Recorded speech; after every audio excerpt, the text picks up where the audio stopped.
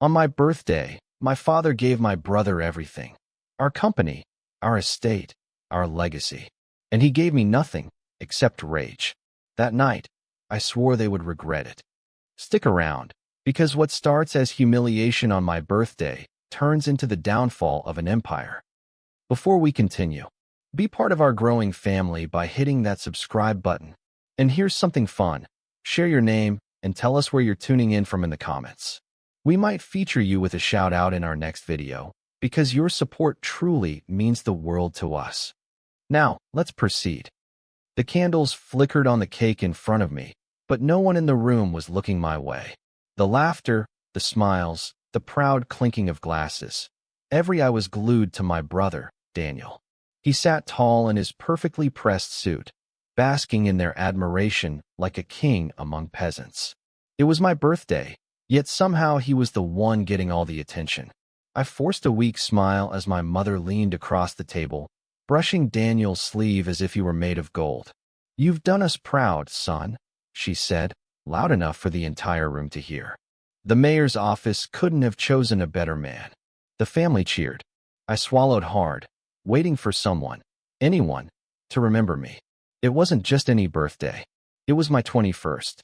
The age where most families pass down blessings, words of wisdom, maybe even a symbol of trust.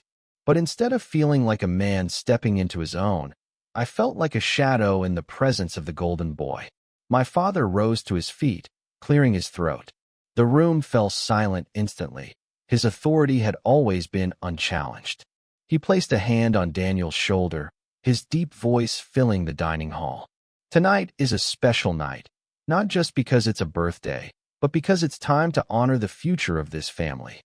Finally, I thought, maybe he'll acknowledge me. Maybe, just maybe, I mattered enough to stand beside Daniel.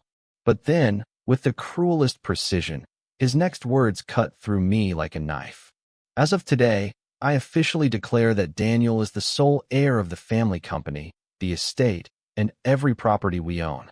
He will lead us into the future, as I always dreamed." Gasps of admiration filled the room. My mother wiped tears of joy. Relatives raised their glasses high. And me? I sat frozen, a hollow smile glued to my face while my insides twisted into fire. My birthday, the one day I thought might belong to me, was stolen, rewritten as another chapter in Daniel's perfect legacy. Daniel leaned back, flashing that smug grin he had perfected since childhood. He glanced at me, just briefly, as if daring me to react. As if to say, "You were never in the running anyway." I pushed back my chair. The screech of wood on marble silenced the celebration for a moment. My father's eyes narrowed, his jaw tightening. "Where are you going?" he demanded. "Out." I muttered, my voice low but sharp. A chorus of chuckles followed me as I stormed toward the door. One uncle sneered, "Can't even sit through his brother's big moment." Another cousin whispered, "Always the sensitive one." The words chased me like shadows, each one stinging worse than the last. Outside, the night air hit me like a slap. The mansion lights glowed behind me, laughter spilling out through open windows. My fists clenched at my sides. My nails dug into my palms until I felt the sting of skin breaking. I stared up at the sky, stars scattered across the darkness. My chest heaved with rage, humiliation, and something else. Something sharp and dangerous. All my life, I had been told I wasn't enough. Not smart enough. Not ambitious enough. Not like Daniel. But tonight, something inside me cracked. "They'll regret this," I whispered, the words burning like fire on my tongue. "Every single one of them will regret it." I didn't know how yet. I didn't know when. But I knew one thing with absolute certainty. This story wasn't going to end with me as the forgotten son. Not anymore. And in that moment, as the cold night wrapped around me, a strange sense of clarity settled in. The birthday they tried to bury me with would be the day I started digging my way out. The city streets hummed with life, but inside me there was only silence, a silence so loud it felt deafening. My footsteps echoed against the cracked pavement as I walked away from the mansion, away from the laughter, away from Daniel's smug face. My phone buzzed with notifications, family photos, clips of the announcement, Congratulations for the heir. Not one message for me. I tossed the phone back into my pocket, gripping the edges of my jacket to stop my hands from trembling. I didn't have a plan. All I had was rage. Rage and the bitter taste of humiliation. I ended up at the docks, the place I always went when I needed to be invisible. The water shimmered under the pale moonlight, a restless surface that mirrored the storm inside me. I sat on the edge of a crate, head buried in my hands, wondering what kind of fool believes birthdays matter. That's when I heard the voice. "You've got that look," a gravelly tone said from the shadows. The look of a man who just got told he's nothing. I turned sharply. Out of the darkness stepped an older man, his gray hair wild, his coat long and worn, like he had weathered 1,000 storms. His eyes, though sharp, unblinking, felt like they could see straight through me. "Do I know you?" I asked cautiously. "You should," he said with a faint smirk. "I knew your grandfather. Back when the family company actually stood for something, before your father poisoned it." My chest tightened.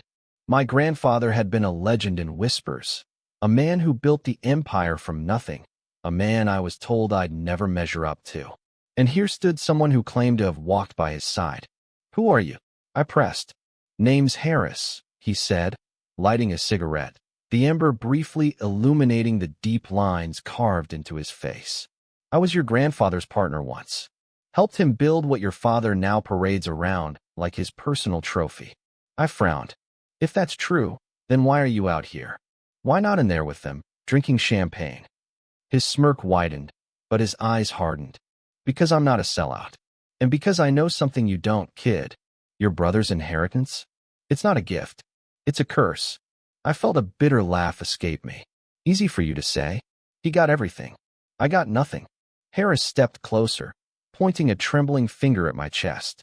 "Wrong. You got the one thing he'll never have. Hunger. And hunger beats privilege every time." Something about the way he said it sent a shiver through me. For the first time all night, I didn't feel invisible. I felt seen. "What do you want from me?" I asked. "Not what I want," he corrected. "It's what you want. If you really want to bring them down, and I can see it in your eyes that you do, you'll need more than anger. You'll need power. And power isn't inherited, kid. It's taken." The words slammed into me like thunder. Power isn't inherited. It's taken. A mantra. A weapon. Harris dropped his cigarette and crushed it under his boot. Then he pulled a worn leather folder from inside his coat and held it out to me. "What's this?" I asked, staring at it. "Proof," he said simply. "Your family's empire is built on more lies than you can count. Tax fraud. Political bribes. Even your golden boy isn't clean. This is the beginning." I hesitated, my hand hovering over the folder. "And what happens if I open this?" Harris leaned in close, his voice dropping to a whisper. "Then you stop being the forgotten son. And you start becoming the man who can burn an empire to the ground." The folder felt heavy when I finally took it. Heavier than paper should ever feel. My chest tightened, my pulse racing. This was it, the first step. The crack in Daniel's perfect crown. I looked up at Harris, his sharp eyes locked onto mine. "And if I fail?" I asked quietly. His smirk faded into something colder, more dangerous. "Then you'll be crushed like the rest. But you won't fail. Not if you remember the mantra. Power isn't inherited." I whispered, testing the words on my tongue. "It's taken." Harris finished for me, his voice like steel. I tucked the folder under my arm, a strange fire rising inside me. The kind of fire that comes when you know you've just stepped onto a path that cannot be undone. As I turned to leave, Harris called after me. "One more thing, kid. Once you open that folder, there's no going back. You'll see things about your family that'll change you forever." I stopped in my tracks, the weight of his warning pressing on me. Slowly, I glanced back. Then I guess I'd better be ready. I walked into the night, folder in hand, heart pounding with a mixture of fear and excitement. And then, just as I disappeared into the shadows, Harris's final words echoed in the dark. "You're not fighting for their approval anymore. You're fighting to destroy them." The gala smelled like success, perfume, expensive liquor, and the kind of polished confidence that comes from being untouchable. The mayoral wing of the convention center gleamed under chandelier light, and Daniel moved through it like a man born for applause. He laughed at the right moments, nodded at the right hands, and accepted compliments as if they were currency he'd always expected to spend. I stood at the back, the leather folder hidden beneath my jacket, feeling the heat of 100 eyes that thought they had already measured me and found me wanting. Every polite smile around me felt like glass pressed against my throat. I watched as my father took the stage to introduce Daniel, a speech prepped to crown him not just with inheritance, but with public adoration. I felt my palms go slick with sweat. Harris's mantra, "Power isn't inherited, it's taken," was a drumbeat in my ears. The idea of standing here and letting the moment pass, of letting yet another page be written for Daniel by everyone else, made my skin crawl. I had rehearsed what I would say only once, in the mirror of the docks. Small, sharp sentences, nothing sentimental, nothing pleading, just truth. Now the truth felt larger than my throat. People around me lifted champagne flutes, toasts hanging in the air like fragile verdicts. The sound of cutlery and polite laughter swelled into the moment my father called Daniel his legacy, and that was the second the decision hardened into action in me. I stepped out from the shadows with the slow calm of someone who had nothing left to lose and everything to take. I moved forward when the speeches ended, empty applause rolling toward me like waves. The first heads turned simply because I broke the choreography of the evening, the rehearsed claps and camera angles. I cleared my throat. The first words that came were small and practical. "Ladies and gentlemen, forgive me." But I didn't beg for attention, I seized it. The room snapped toward me. My father's smile froze. Daniel's jaw tightened. I unfolded the words from the leather folder like a weapon being unveiled and said them hard. "You've been lied to." Laughter bubbled from some corners, then died as I began to read. Not every page, but enough to make them listen. I quoted line items, dates, contract numbers, details a man who's been ignored learns to love for their power. I spoke of shell companies, of payments routed through people no one had ever considered relevant to the family company, of a charity account that was mostly a ledger for hush money. The air warmed with the weight of my voice. Cameras pivoted my way. A woman near the mayor's table groaned. Clinking stopped mid-race. My father tried to interrupt, a practiced hand upraised to salvage his composure. But I pushed forward, louder and steadier. This family built its name on other people's labor, their fear, their silence, I said, and I watched the polite architecture of the room crack. Daniel's face shifted from polite surprise to a mask of controlled anger. He moved to the microphone like a man who wanted to reclaim the script, to make the moment revert to what it had been before my claim of truth. "This is ridiculous," he said into the microphone, voice steady, the practiced cadence that made people trust him. Baseless accusations on a night celebrating family. The cameras fed the exchange live to the screens around the hall, and I realized with a cold, steady clarity that the right word at the right moment could either bury me or propel me into the light. I answered with specifics, dates, names, contracts. I did not shout. I pointed. I told about a property bought under false pretenses, a construction firm that never actually did the work, and a town development line item that had been siphoned. I watched the faces in the room go from blissful ignorance to uncomfortable recognition. Phones came out. Someone 2 rows up started recording.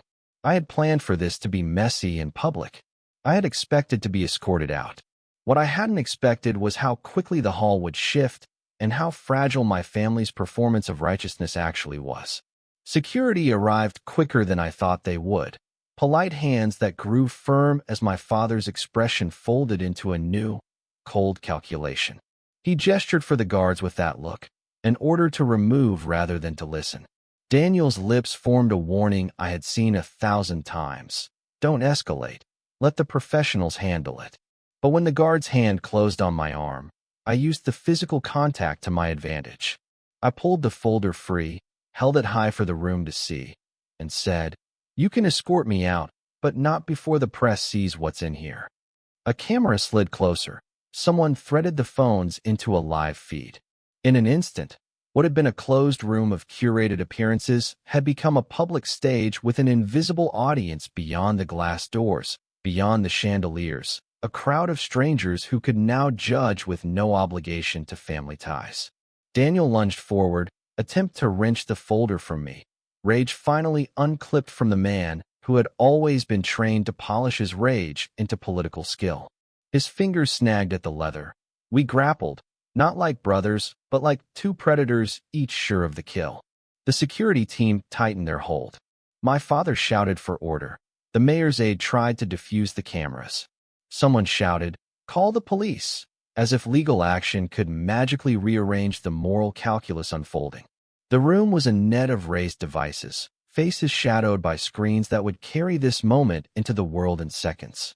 I felt a slippering panic, exhilaration braided with fear, when Daniel's hand skimmed the edge of the folder and a single photograph slipped out and fluttered onto the marble floor. It showed a handwritten receipt and a signature that matched my father's. It showed a corporate check made out to an architect who never did the work. The hush that followed was precise and brutal. Phones pivoted from me to the fallen photograph, like vultures tracking blood. Daniel's face went something I'd never seen before. Not the crafted aura of a driven public servant, but raw, exposed panic. He stepped back, his eyes that had been indulgent minutes earlier recalibrated to suspicion. My father's voice curdled into a low, dangerous sound as he barked at the security team to get me out. They moved in, firm hands again, but the live feed had escaped the room's control. Someone was streaming. Someone was already typing a headline. I felt the metallic press of cuffs, or at least the pressure of restraining hands. As they led me toward the exit, the corridor beyond the doors seemed suddenly endless. My chest pounded, echoing the drums of the mantra in my mind. Power isn't inherited, it's taken. But as the exit loomed and flashbulbs bloomed like sudden storms, I realized the fight inside the hall was only one battle in a war I'd just made public. They pushed me into the cool night air, where the gala's laughter leaked like distant music. Reporters swarmed the steps, shouting questions I couldn't answer and yet that I needed to answer. Harris was nowhere in sight. He'd said he would watch from the edge, and I wondered if he'd known exactly how this would play out. Daniel stood framed in the doorway, face the color of old money finally cracking, and my father's hand clamped on his shoulder like a general claiming a retreat. The guards tried to hustle me away, but a young reporter shoved a microphone toward my face and shouted, "Why tonight? Why make these accusations in public?" I steadied my breath and let the truth out raw and concise, each sentence designed to cut and yet to attract witnesses. Because secrecy was the tool that built your fortune. Secrecy is also the weapon that will dismantle it. The microphone wavered. A camera showed my father's name on the photograph that had tumbled out of the folder, clear, undeniable. The murmur that started beneath the reporters swelled into a roar of phone alerts, notifications spilling into the night like fuel. My heart thrummed with a wild, frightening energy. I watched as a young intern in a suit opened their phone and, with a gasp, said only one thing aloud before the world collapsed into 1,000 screens. "It's live." The news spread like wildfire. By morning, the gala had become a scandal, and my family's empire was no longer untouchable marble, it was fractured glass. Every headline bore our name. Every screen played the footage of me holding the folder. Every whisper in the city now dripped with suspicion. I hadn't slept. The videos looped on my phone as I sat in Harris's dimly lit apartment, its walls lined with yellowed newspapers and old case files. He poured whiskey into 2 chipped glasses, sliding one toward me. His eyes didn't blink as he studied me. "You lit the match," he said. "Now you need to burn it all the way down." I sipped the drink, the bitterness matching the weight in my chest. They're already drowning. The press, the protests, it's everywhere. Isn't that enough? Harris slammed his glass down, the sound sharp as a gunshot. "No, they'll claw back. Men like your father don't surrender, they regroup. You've got one shot at crippling them for good. Evidence in the court of law. Evidence no PR spin can wash away." He slid a stack of documents across the table. Bank transfers, offshore accounts, coded emails. Every page was a dagger aimed at Daniel's perfect public image. My brother, the golden boy, was no longer the clean-cut heir. He was now a man tangled in fraud, bribes, and deals that could bury him if exposed fully. I stared at the files, my pulse quickening. If I use this, there's no going back. He'll lose everything. Maybe even prison. Harris leaned in, voice low and cutting. That's what power looks like. You take it. You own it. Or you watch him keep what should have been yours. The mantra pounded in my skull. Power isn't inherited. It's taken. The following week was chaos. The company's stocks plummeted. Protesters gathered outside our corporate headquarters, chanting my father's name like a curse. Journalists hounded Daniel's every move, cameras flashing as he tried to present calm, but cracked under the barrage of questions. And then came the strike. I didn't go through the courts first. I went to the people. I leaked the files, every offshore account, every payment trail, to an investigative news outlet that had been gunning for my family for years. They published everything. Within hours, my brother's shining image turned into headlines screaming fraud, corruption, and the mayor's golden boy exposed. The fallout was instant. Sponsors pulled support. Politicians distanced themselves. The mayor's office announced a formal investigation. My father's voice roared through the family estate like thunder, but rage couldn't erase signatures on checks. And me? I stood outside the courthouse the day subpoenas were issued, cameras swarming me. For the first time, I wasn't invisible. For the first time, the world saw me, not as Daniel's shadow, not as the forgotten son, but as the one who dared to speak. Daniel confronted me that night. I was leaving Harris's place when I found him leaning against my car, his face pale, eyes hollow. Gone was the immaculate suit, the perfect smile. He looked like a man stripped of his armor. "You think you've won?" he hissed, stepping into my space. "You think the world will love you for this? They'll use you and spit you out, just like they did me." I didn't flinch. I don't need them to love me. I just need them to know the truth. His jaw clenched. "Dad will never forgive you. And when this all blows over, when the noise dies down, you'll be nothing again.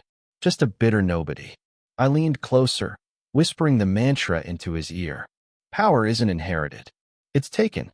He froze. For the first time in our lives, I watched fear flicker in his eyes. Real fear.